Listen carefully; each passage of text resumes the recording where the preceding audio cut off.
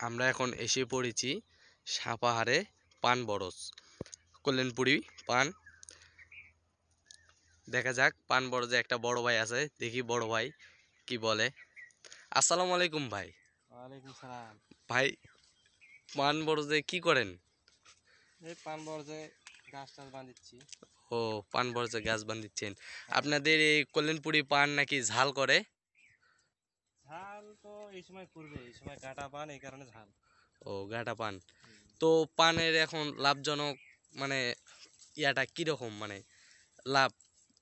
পান তো প্রচুর লাভ। প্রচুর লাভ। মানে পানে খরচ কিরকম আছে? খরচ খুব বেশি না, হালকা পাতলা। খুব বেশি না, হালকা পাতলা। হ্যাঁ। যাই হোক, পান বরজ খুব সুন্দর। এই ভাই অনেকগুলো পান বরজ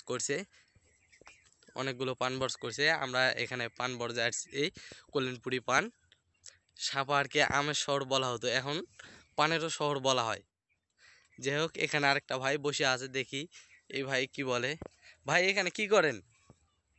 ভাই গাছ দেখতেছি, গাছ গাছ দেখতেছেন? বানতেছি। এই যে গাছ দেখতে পাচ্ছেন, খালি ও, গাছ বানতেছি। তে এগুলোকে এগুলো পান বরজে ওষুধ কিরকম দেওয়া লাগে ভাই? ওষুধ সাপ্তাহিক পর পর। সাপ্তাহিক পর পর।